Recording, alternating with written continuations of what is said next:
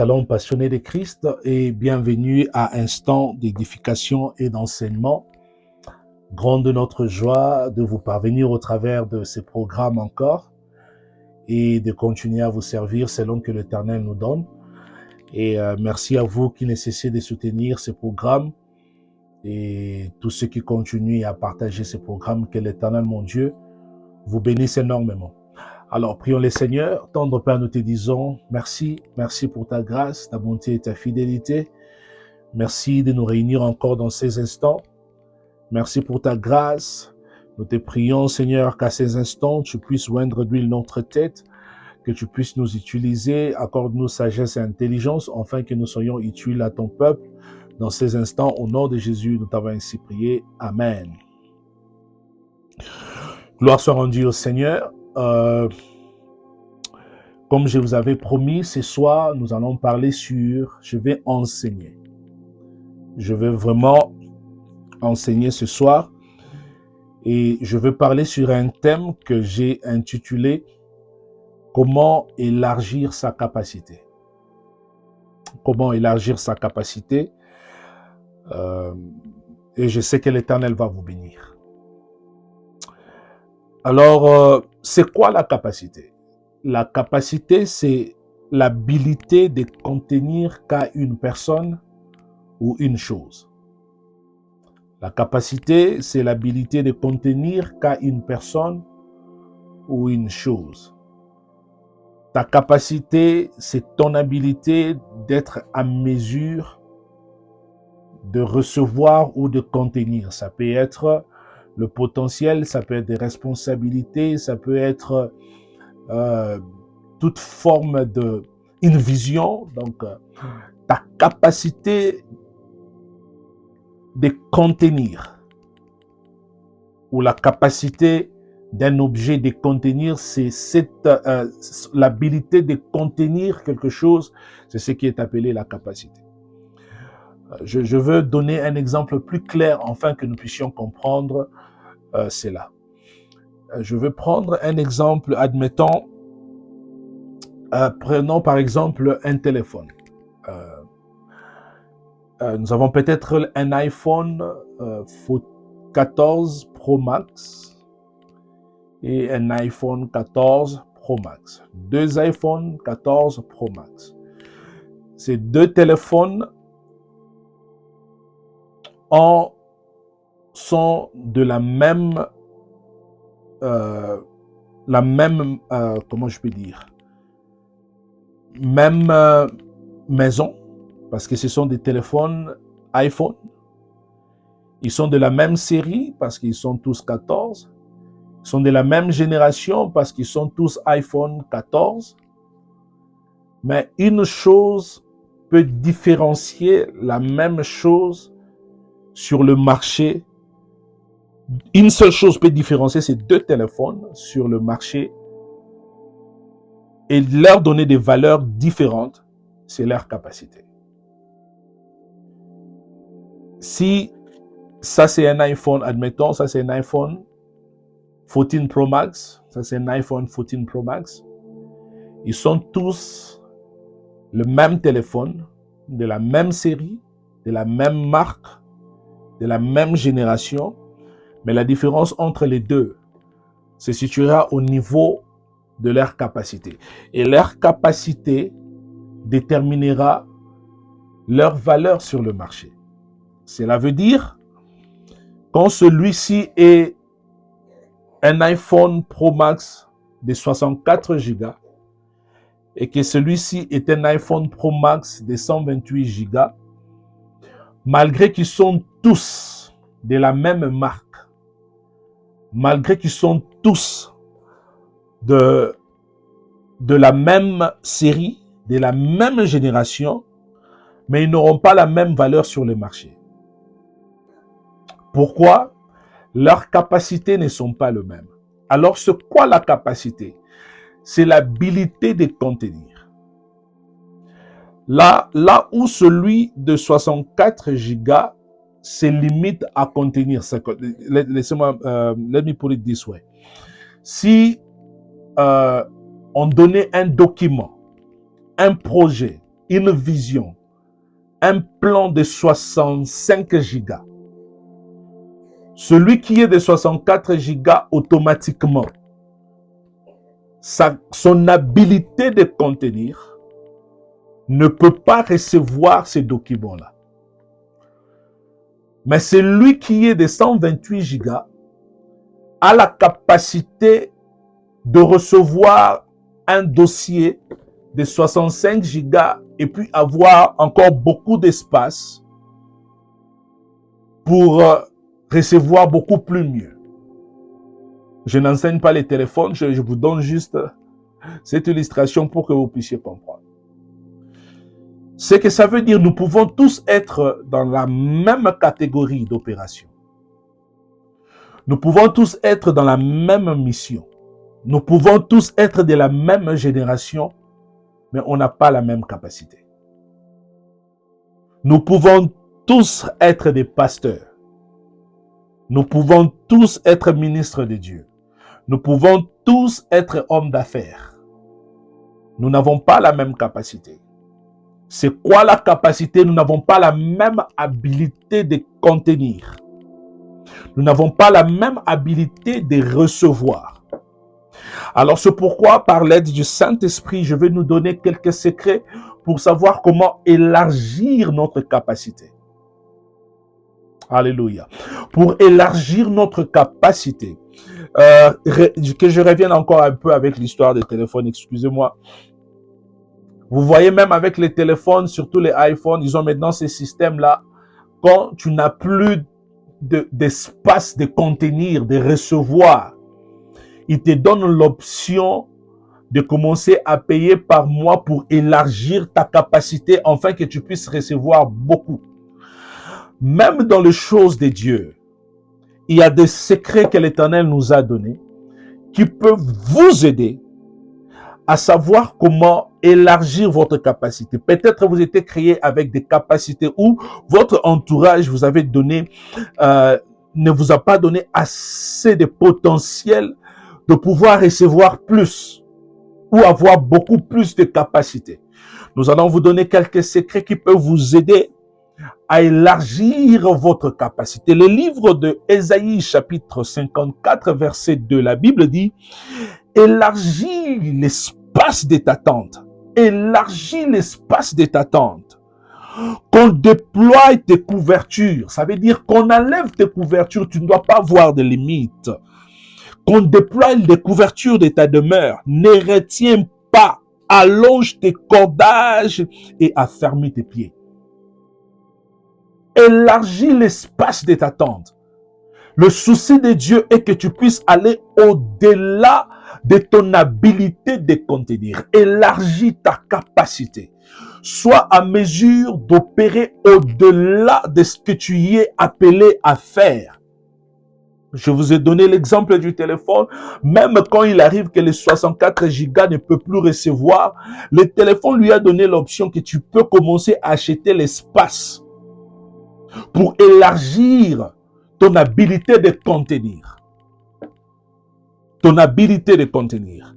Suivez-moi attentivement, ça sera vraiment un enseignement et je prie que par la grâce de Dieu, que chacun de nous soit béni au travers de ce programme.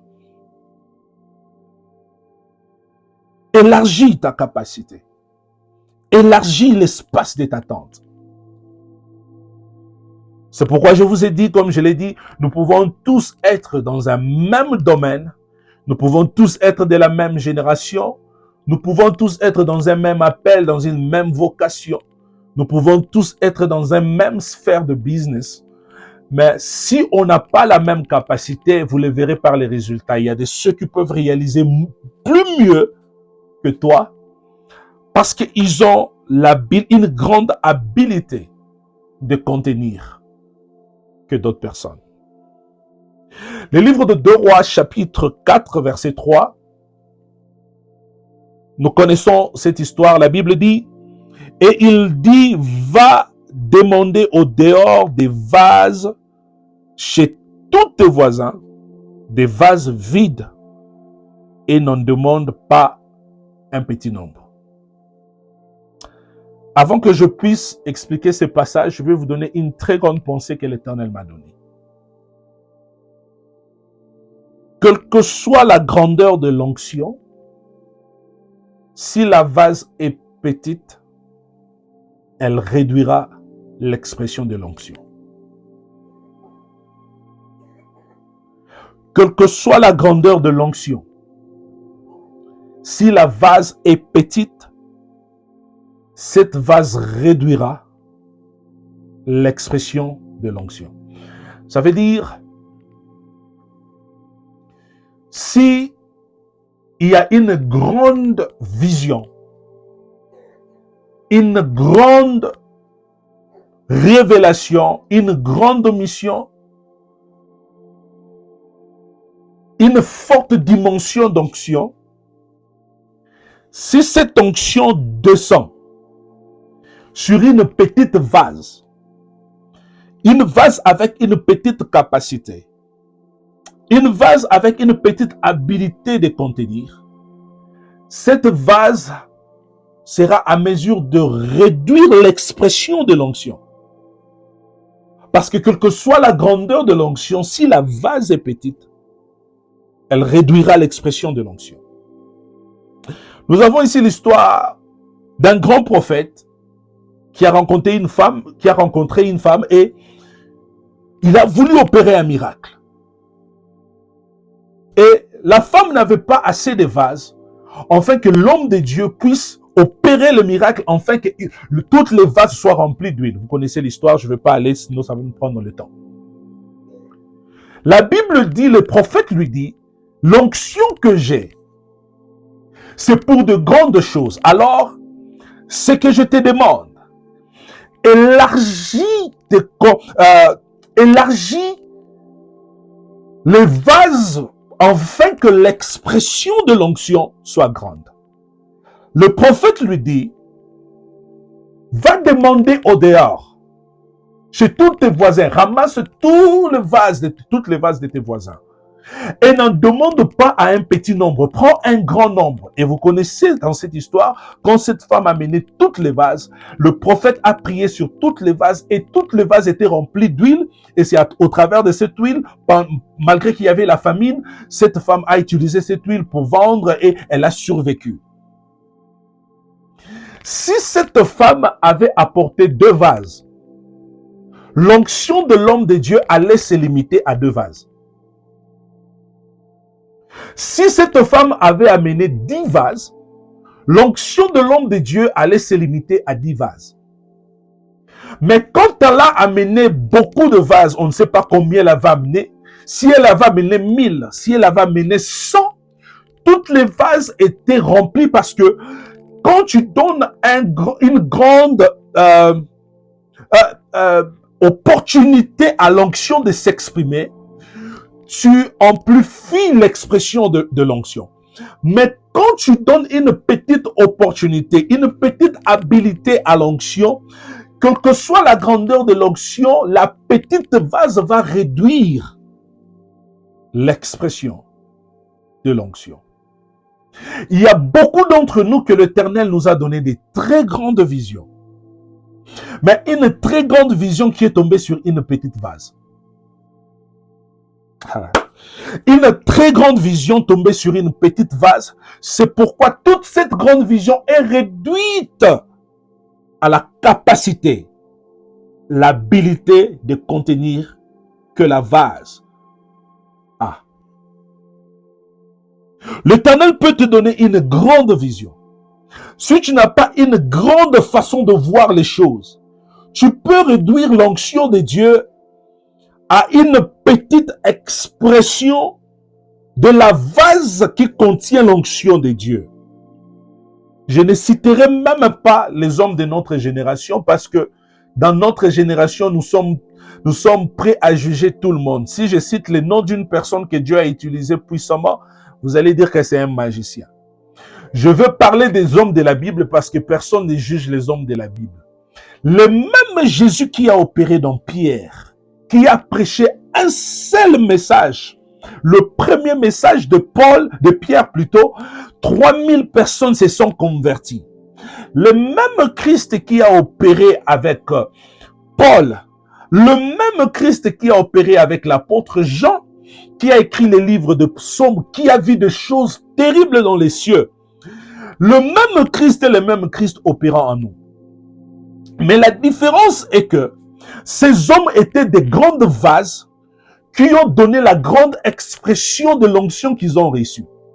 Aujourd'hui, nous n'avons pas assez élargi l'espace de notre tente. Nous sommes de petites vases qui ne sont même pas prêts à vouloir élargir notre capacité. Nous réduisons le même Jésus qui a fait de grandes choses avec les apôtres. Mais aujourd'hui, nous réduisons l'expression de Christ. Pourquoi? Quelle que soit la grandeur de l'onction, quand la vase est petite, elle réduira l'expression de l'onction. Elle réduira l'expression de l'onction. Elle réduira l'expression de l'onction. Quelle que soit la grandeur de l'onction, le même Jésus est le Jésus à opérant en nous.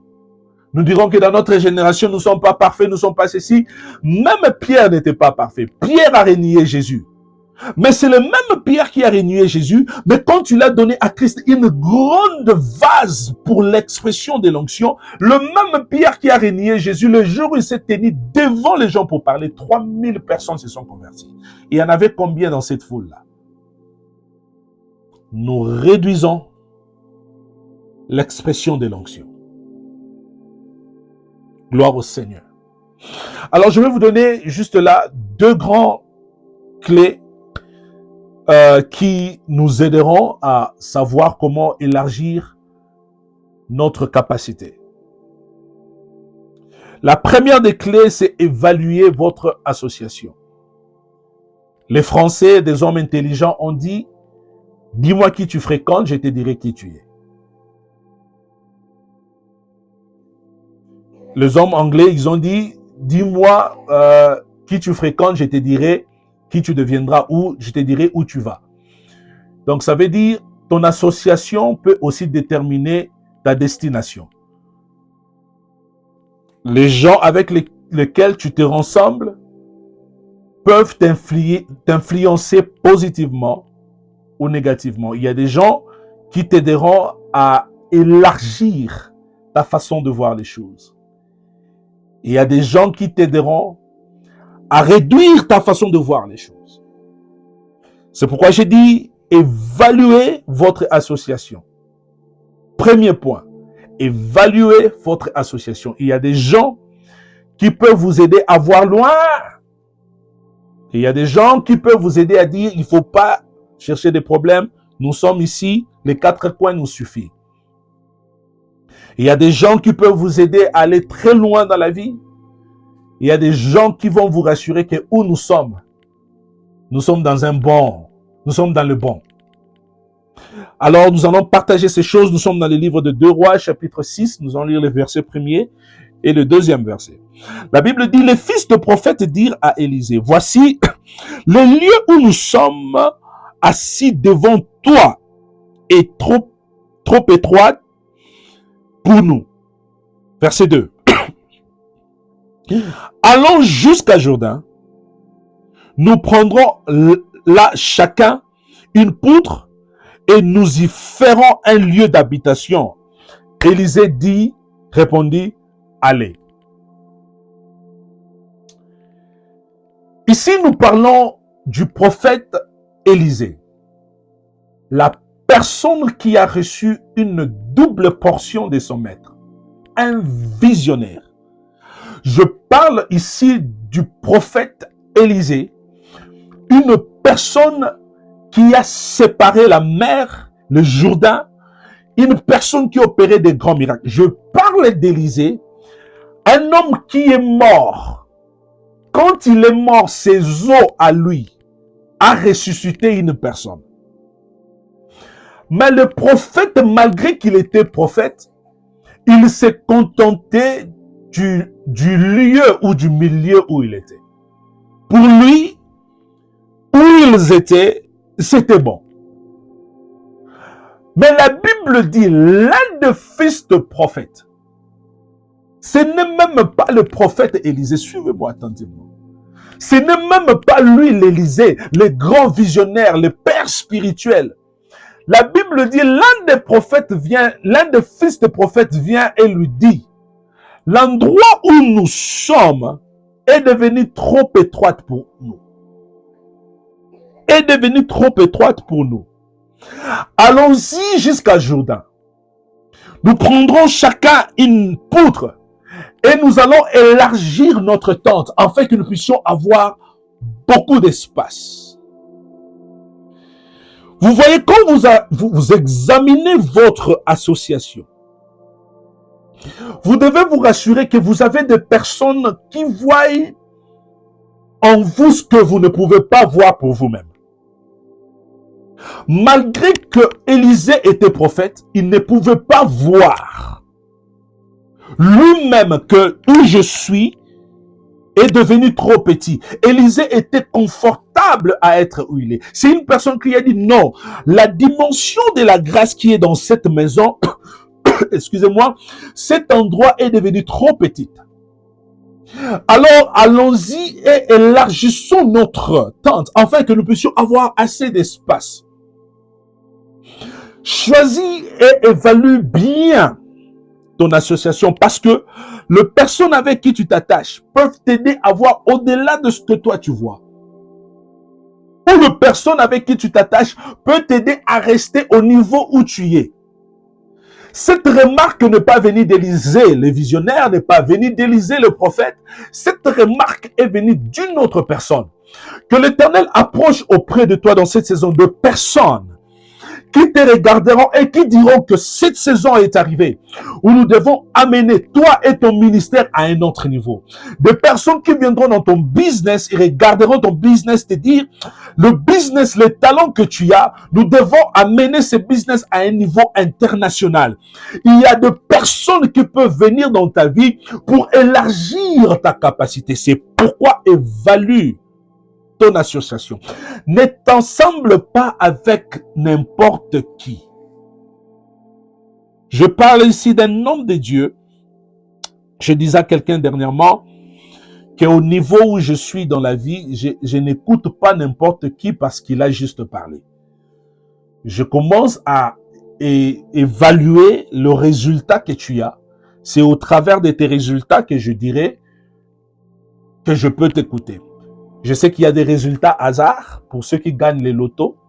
Il y a des résultats triqués par ceux qui ont de la magie. Mais je sais qu'il y a une chose. Quand il y a consistance des résultats, cette personne ne réussit pas dans les hasards.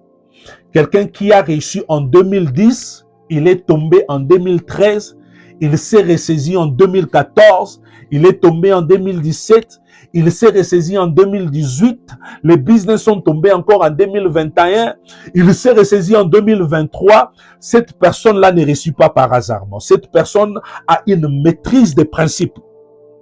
Je parle ici d'un homme de Dieu que j'ai regardé, il a eu de résultats positifs dans sa vie. Il a dit une chose, cet homme de Dieu. Il a dit, même l'amitié doit être intentionnelle. Attache-toi intentionnellement à des personnes pour qui tu sais que cet homme va m'aider à faire un pas dans la vie. S'il faut créer une amitié intentionnelle avec des gens comme ça, il faut le faire.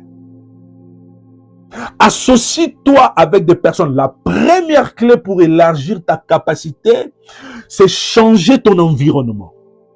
Ne t'attache pas à n'importe qui. Évalue ton association. Rassure-toi que tu t'associes avec des personnes qui soit ont une même idéologie que toi, qui ont une même philosophie que toi, une même pensée que toi, ou soit ils ont une pensée supérieure à toi, ils ont une idéologie supérieure à toi. Ne t'attache pas à des gens qui ont une pensée négative ou inférieure à la façon que toi tu es en train de voir les choses. La première façon d'élargir ta capacité, commence même à challenge, en anglais on dit to challenge, mettre en épreuve, voilà. Mettre en épreuve tes habilités en t'attachant à des personnes qui ont plus que toi. de personnes qui ont effectué plus que toi, de personnes qui ont accompli plus que toi. Cette personne auprès d'Élisée était fils de prophète, mais il avait une vision plus élancée que Élisée. Il dit à Élisée, où nous sommes ici, c'est petit. Nous ne pouvons pas rester ici. Il lui donne même les plans. Allons jusqu'à Jourdain. Prenons chacun une poutre. Nous allons couper et faire une grande tente. Élargir notre tente. De personnes qui viennent et qui te diront, ce business que tu es en train de faire, c'est bien, mais je vais t'amener quelque part où tu feras plus mieux que ça, plus mieux que ça, que l'Éternel approche auprès de toi de personnes comme ça dans cette saison, qui vont élargir ta capacité. Évalue ton association. Le deuxième point, c'est honorer la grandeur. Honorer la grandeur. Je vais commencer par donner cette pensée que je dis, tu ne recevras rien d'une grâce que tu déshonores. Tu ne recevras rien d'une grâce que tu déshonores. Vous savez, nous avons ces langages faciles de dire, ah, ça c'est quoi ça? Moi aussi je peux le faire. Ah, Babylone, quoi qu'ici. Tout ce que tu déshonores, tu ne peux rien recevoir de ça. Tout ce que tu déshonores, tu ne peux rien recevoir. Tant que tu juges quelque chose, tant que tu dénigres quelque chose, même s'il y avait une grâce cachée dans cette chose, tu ne recevras jamais. C'est pourquoi il faut apprendre à honorer la grandeur. Je parle d'honorer, je ne parle pas de louer, je ne parle pas de s'humilier, je ne parle pas de se rabaisser, je ne parle pas de faire des cultes de personnalité, je parle d'honneur. Honorer, ça veut dire, je regarde ce que tu as fait, je dis que tu as bien fait, je t'honore pour ce que tu as fait. Je ne parle pas de ceux qui font le culte de personnalité. Je ne parle pas de ceux qui sont flatteurs. Je ne parle pas de ceux qui s'humilient devant les gens. Mais je parle de ceux qui sont capables d'honorer la grandeur. Quand quelqu'un est grand, apprends à honorer. Quand tu honores, c'est déjà un signe pour toi de dire, j'ai compris qu'il y a quelque chose là-bas. Cette mentalité déjà d'honorer la grandeur, c'est une façon d'élargir ta tente, d'élargir ta capacité. Automatiquement, tu vois que j'aspire à ce niveau-là. Parce qu'on ne peut aspirer qu'à un niveau qu'on honore. On ne peut aspirer qu'à un niveau qu'on honore. 2 Rois chapitre 2, nous allons lire le verset 2e. Nous allons un peu sauter parce que juste vous aider à ne pas vous garder dans beaucoup de lectures. 2 Rois chapitre 2, nous lisons le 2e verset. Élie dit à Élisée, reste ici, je te prie, car l'Éternel m'envoie jusqu'à Bethel. Élisée répondit, l'Éternel est vivant, ton âme est vivante, je ne te quitterai point. Et ils descendirent à Bethel. Verset 5. Écoutez ça. Les fils de prophètes qui étaient à Jéricho s'approchèrent d'Élisée et lui dirent, sais-tu que l'Éternel enlève aujourd'hui ton maître de dessus ta tête? Il leur répondit, je le sais, taisez-vous. Les gens qui viennent pour te dire que bientôt là, les choses ne vont pas marcher pour toi, il leur dit, je le sais, taisez-vous. Verset 9. Lorsqu'ils eurent passé, Élie dit à Élisée, demande ce que tu veux que je fasse pour toi avant que je sois enlevé d'avec toi. Élisée répondit, qu'il y ait sur moi, je te prie, une double portion de ton esprit. Verset 14. Il prit le manteau qu'Élie avait laissé tomber et il en frappa les os et dit, où est l'Éternel, le Dieu d'Élie? Lui aussi, il frappa les os et se partagèrent ça et là, et Élisée passa. Écoutez maintenant le dernier verset, verset 15. Les fils des prophètes qui étaient à Jéricho vis-à-vis, l'ayant vu, dire, l'esprit d'Élie repose sur Élisée. Et ils allèrent à sa rencontre et se prosternèrent contre terre devant lui. Tu ne recevras rien d'une grâce que tu déshonores. Tu ne recevras rien d'une grâce que tu déshonores. Vous voyez, il y a des personnes que Dieu a élevées en dignité, que ce soit dans les affaires, que ce soit dans le mariage. Laissez-moi commencer même juste avec le mariage. Il y a des personnes, ils peuvent être jeunes que toi, ils peuvent être de la même génération que toi, ils peuvent être vieux que toi, mais que Dieu a béni dans les choses qu'on appelle le mariage. Ils n'ont pas beaucoup, mais ils sont stables. Ils ont des enfants qui sont sous leur contrôle, des enfants très obéissants, les enfants craignant le Seigneur, aimant Dieu, très polis. Depuis qu'ils sont mariés, ils ne sont pas divorcés. Je commence à appeler ce niveau-là, c'est un niveau de grandeur. Parce que ce n'est pas tout le monde qui est capable d'accomplir cela. Si dans ton coin, tu te mets et tu commences à dire, ah, biloko pamba. Biloko na bazo salane ko simbate, kalate pa kokabwana. Tu ne recevras rien d'une grâce comme ça.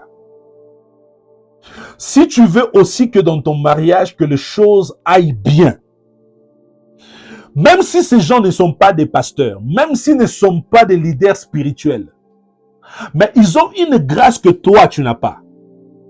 Apprends à honorer cette grâce. En honorant cette grâce-là, ça t'aidera aussi à élargir ta façon de voir les choses. Je ne sais pas si je me fais comprendre. Ça t'aidera aussi à élargir ta façon de faire les choses. Quand tu vois quelqu'un en train de faire les business que toi tu es en train de faire et que tout ce que toi tu fais, ça ne marche pas, mais quelqu'un dans le même business, il est en train de le faire et ça évolue. Ta première conclusion ne doit pas seulement être que cet homme a la magie, que cet homme est dans les illégalités. Apprends d'abord à honorer cette grâce, cette grandeur, et à apprendre auprès de cette grandeur. Si tu sais comment honorer cette grandeur, c'est au travers de là que tu peux aussi devenir partisan de cette grandeur-là. Tu peux aussi devenir partisan de cette grandeur-là. Même dans l'œuvre de Dieu, toute grâce que tu déshonores dans l'œuvre de Dieu, tu ne vas recevoir rien de cette grâce. Quand tu vois un homme de Dieu opérer dans un niveau que toi tu n'opères pas, un homme de Dieu atteindre des niveaux que toi tu n'atteins pas, arrêtez de déshonorer ces hommes, arrêtez de critiquer. Au contraire, honore ces hommes et apprends, parce que tu ne peux jamais apprendre d'une personne que tu n'honores pas. Le fait que tu dis je vais apprendre de cet homme, ça veut dire que tu l'honores déjà.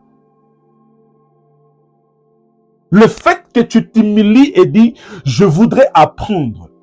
Le fait que tu dis que je vais apprendre, c'est déjà une forme d'humilité. Et c'est ce que j'appelle l'honneur. Ici, nous avons lu l'histoire d'Élisée. Un homme qui s'est soumis sous la grâce d'un prophète Élie. Et il était assez loyal, attaché à son maître, sachant que cet homme a une grâce de Dieu. Dans sa marche en train de suivre l'homme de Dieu, les gens venaient de part et d'autre se moquer de lui donner des propos négatifs. Mais il savait ce qu'il cherchait. Il savait ce qu'il poursuivait.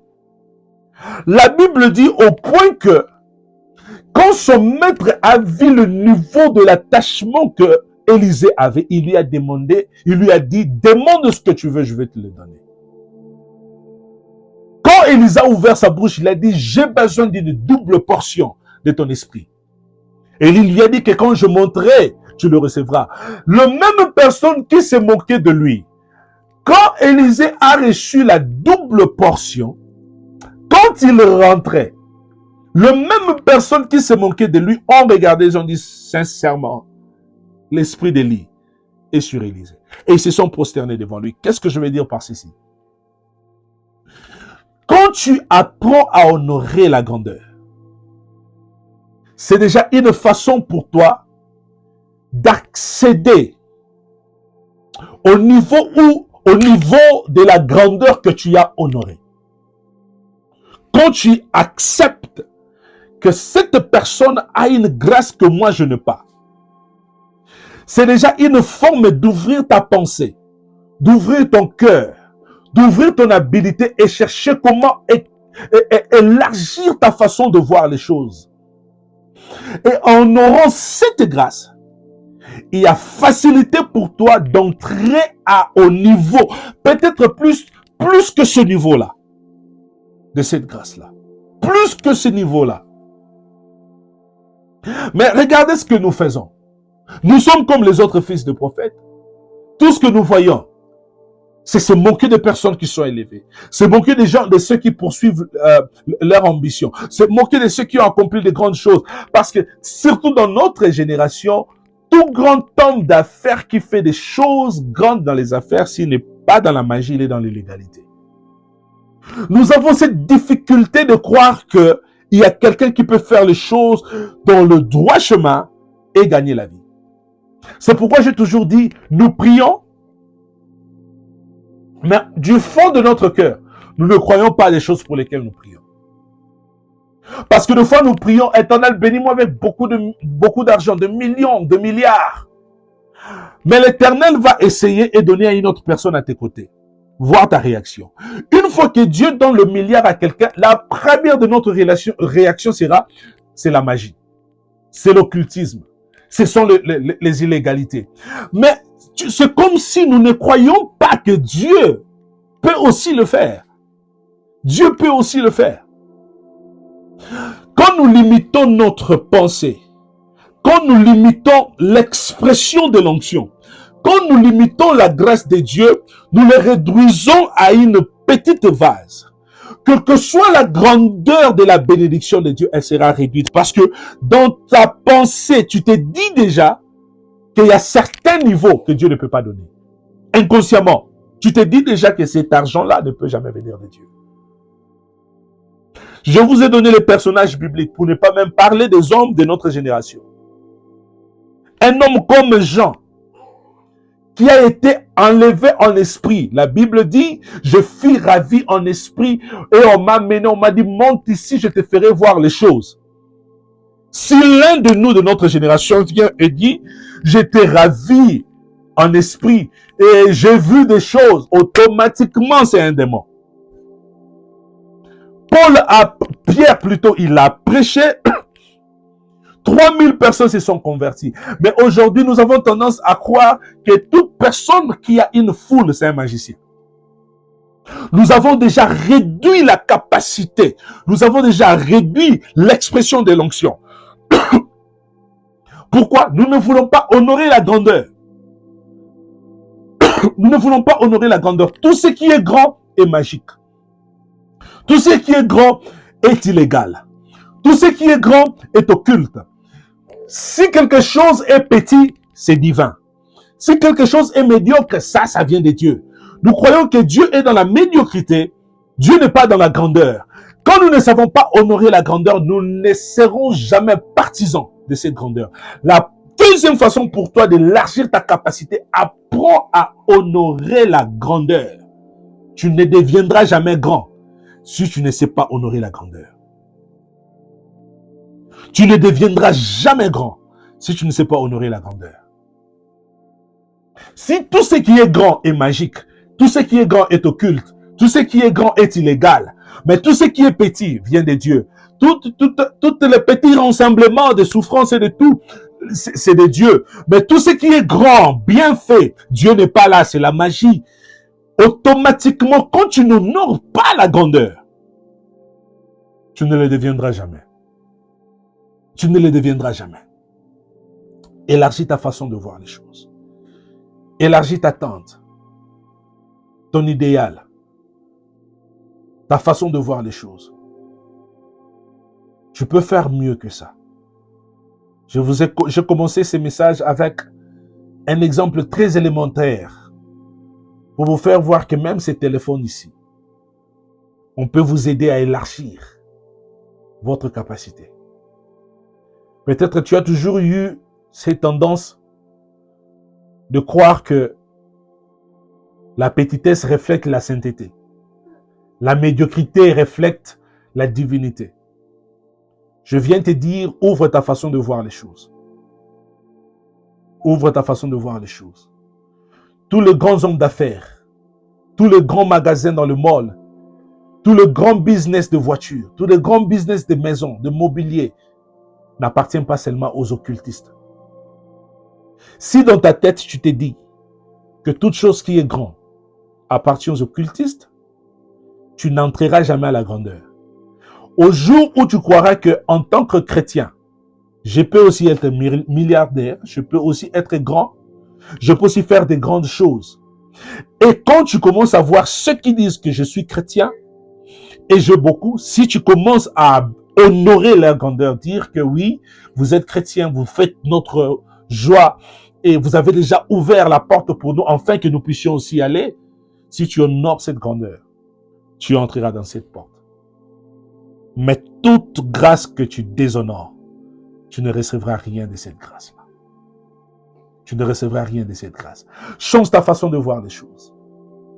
Change ta mentalité. Vois les choses différemment. Dieu est capable d'élever de la poussière l'indigent et le faire asseoir avec les grands. Il est encore possible pour toi d'élargir l'espace de ta tente. Que l'Éternel, mon Dieu, vous bénisse. Si vous avez aimé ce message, partagez-le. Et je vais te donner l'opportunité, toi qui n'as jamais reçu Jésus, la seule façon pour toi d'accéder à ces choses, c'est d'entrer dans le royaume des cieux. D'entrer dans le royaume de Dieu, le royaume de la lumière, le royaume de notre Seigneur Jésus. Alors je veux que tu puisses faire cette prière avec moi. Dis avec moi, tendre Père, je te dis merci d'avoir envoyé ton Fils, Jésus-Christ, mourir à la croix pour mes péchés. Je te prie, Seigneur, de pardonner mon péché et d'écrire mon nom dans le livre de vie. Je te bénis parce que je suis sauvé. Mes péchés sont pardonnés et je suis une nouvelle créature. Au nom de Jésus, j'ai ainsi prié. Amen. Si tu as fait cette prière, tu es né de nouveau et rassure-toi d'aller dans une église qui croit à la parole de Dieu, qui croit à la Bible et sert l'Éternel là. Si tu n'as jamais été baptisé, demande à ton pasteur de te baptiser d'eau et ils vont t'introduire dans un programme du baptême de feu aussi. Sans quoi que l'Éternel, mon Dieu, vous bénisse. On se voit prochainement. Que l'Éternel vous bénisse.